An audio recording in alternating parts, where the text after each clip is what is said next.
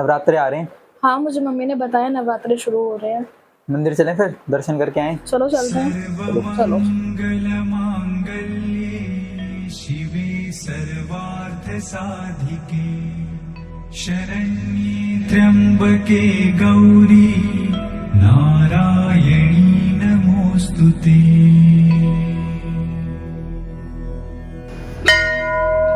सर्वमंगलमांगल्ये शिवे सर्वार्थ साधिके शरण्ये त्र्यंबके गौरी नारायणी। नमस्कार, मैं भूमि चौहान। नमस्ते, मैं तरुण। हम आप सभी का स्वागत करते हैं वॉइस ऑफ डीएवी में। बीजेएमसी के सभी छात्राओं और वॉइस ऑफ डीएवी की पूरी टीम की तरफ से आप सभी को नवरात्रि की हार्दिक शुभकामनाएं। सर्वार्थ साधिके शरण्ये त्र्यंबके गौरी। आज हम आपको दुर्गा माता के 9 स्वरूपों के बारे में बताते हैं। भूमि, क्या तुम्हें पता है कि नवरात्रों के पहले दिन में कौन सी माता का पूजन किया जाता है? हाँ, नवरात्रों में पहले दिन माता शैलपुत्री का होता है। पर्वतराज के यहाँ उत्पन्न होने के कारण इनका नाम शैलपुत्री पड़ा। पुराणों के अनुसार माना जाता है कि इनका स्वभाव बहुत सरल और शांत है। त्र्यंबके गौरी नारायणी नमोस्तुते। और तरुण, तुम्हें माता के दूसरे स्वरूप के बारे में तो पता ही होगा।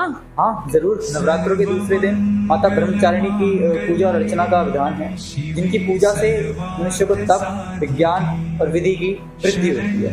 उनकी पूजा से मनुष्य को विजय की प्राप्ति होती है।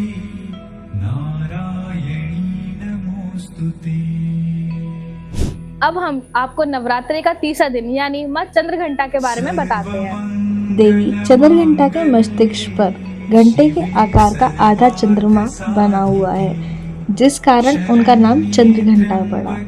देवी चंद्रघंटा को राक्षसों को विनाश करने वाली भी कहा जाता है।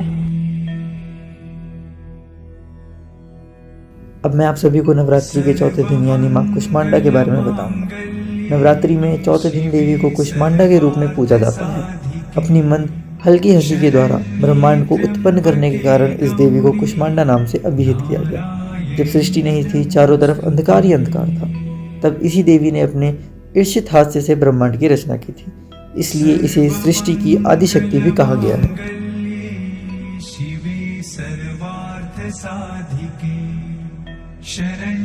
अब हम जानते हैं नवरात्रों का 5वां दिन किस देवी पर समर्पित है।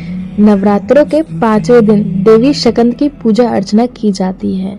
शकंद कुमार कार्तिकेय की माता होने के कारण देवी का नाम शकंद माता पड़ा। इनके विग्रह में कार्तिकेय बाल रूप में इनकी गोद में विराजमान है। देवी शकंद की पूजा अर्चना करने से मोक्ष प्राप्ति सुलभ होती है।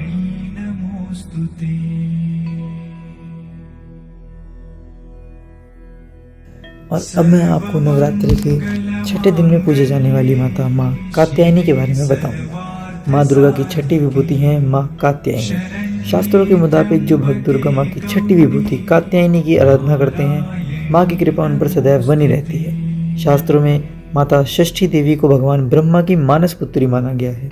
इनकी पूजा नवरात्रि के षष्ठी तिथि के दिन होती है। नवरात्रों का 7वां दिन अधिक महत्वपूर्ण दिन माना जाता है। इस दिन देवी कालरात्रि की पूजा अर्चना की जाती है। नाम से ही व्यक्त होता है माता का भयानक रूप। इसमें देवी के बाल बिखरे हुए और 3 नेत्र हैं, जिसमें विद्युत की तरह चमकती हुई माला इनके गले विराजमान है। देवी काल से भी हमारी रक्षा करती है। आज हम सेक्टर 29 में स्थित सनातन धर्म मंदिर में उपस्थित हैं। आइए यहाँ के पंडित जी से जानते हैं कि अष्टमी और नवमी के क्या महत्व हैं, वो क्यों जरूरी है और उस दिन की गई पूजाओं का क्या फल भक्तों को मिलता है। हाँ, आपने बड़ी उत्तम बात पूछी है। सनातन धर्म रीति से संपन्न है और हम लोगों को देवी उपासना करनी चाहिए। वैष्णव, शाक्य और शैव्य 3 प्रथा होती है। शरद नवरात्र है, इसमें महादेवी की उत्तम पूजा की जाती है। इसमें दुर्गा जी के 9 स्वरूप बताए गए। तो वैसे तो कण कण व्याप्त है, भगवती है, माया रूप में है या सम्मोहित माया रूप में सभी जगत को व्याप्त है और सभी को आच्छादित कर रखा है।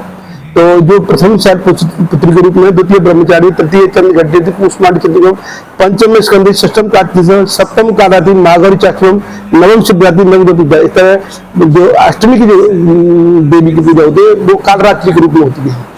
और ये अष्टमी इतनी पुण्यशाली है, इतनी फलप्रद है कि इस दिन रात्रि में जो जागरण किया और देवी की पूजा, उपासना या हवन किया जाता है, इसको बलि दी जाती है नारियल की या पेठे की, तो उसमें उस जीव की मनोकामना पूरी होती है। इसमें 3 रात्रि का शिवरात्रि भी शामिल है और दिवाली की जो रात्रि है ये भी बहुत पावन है, और कृष्ण जन्माष्टमी की रात्रि ये विशेष फल प्राप्त करने वाली है। अब जो आपने विशेषता पूछा था कि शारदीय नवरात्र में अष्टमी के रूप में महाकालरात्रि की जो पूजा की जाती है, इसमें सभी प्रकार के फल प्रदान किए जाते हैं, आपकी हर इच्छा पूरी होती है। और जहां तक की बात है कि संसार के जितने भी भोग हैं वो महाशक्ति, महाकाली महाशक्ति के रूप में ये आपको प्रदान करती है, माँ भगवती, ठीक है ना। अच्छा, अब आपने नवी के बारे में पूछा था, तो नव दुर्गा सिद्ध नवम सिद्ध दात्री, ये सब सिद्धियों को प्राप्त होगी। जैसे नव निधि अष्ट सिद्धि होती है ना, तो नव निधियों सब अष्ट सिद्धियों की दाता भगवती दुर्गा देवी जी हैं, माँ भगवती हैं। और माँ भगवती से सृष्टि का सर्जन होता है। माँ भगवती जिस पर प्रसन्न हो जाती है वहाँ धन लक्ष्मी की कभी भी कोई भी कमी नहीं रहती है। इसका प्रमाण भागवत में मिलता है। अगर लक्ष्मी के इच्छुक हो तो दुर्गा देवी की पूजा करनी चाहिए, अगर विद्या चाहते हो तो शिव जी की पूजा करनी चाहिए, और शुद्धता चाहते हो तो वैष्णो की पूजा करनी चाहिए, और संतान प्राप्ति करने प्रभाव चाहते हो अग्नि देवता की पूजा करनी चाहिए। ऐसे सब देवता हुआ है, लेकिन सब कुछ चीज चाहिए। अकाम हो, मुक्त काम, अकाम हो, निष्काम हो, और यह सब काम हो तो तीव्र भक्ति हो, ये पुरुषों परम ये बताया गया है। इसलिए शारदीय नवरात्र में प्रत्येक जन को, प्रत्येक शक्ति की, प्रत्येक देवी की पूजा करनी चाहिए अगर अपना कल्याण जीव चाहता है। तो संसार में आया है तो सनातन धर्म रीति से अगर भगवती की पूजा करती है, कोई भी कन्या हो, चाहे कोई पति, मतलब कोई भी साध्वी स्त्री हो, चाहे वो स्त्री हो, पुरुष हो, चाहे कोई नपुंसक हो, सबके लिए पूजा बताई गई है। कि जो लड़की विवाह से पूर्व आप गौरी जी की उपासना करती है, उसको राम जैसे पति मिलते हैं या कृष्ण जैसे पति मिलते हैं। उसका उदाहरण क्या है कि आपने देखा होगा सीता जी जब गौरी जी का पूजन करती हैं तो उनको राम जी पति मिले थे, और जो पुरुष गुरु की पूजा करता है उसको सीता जैसी पत्नी मिलती है।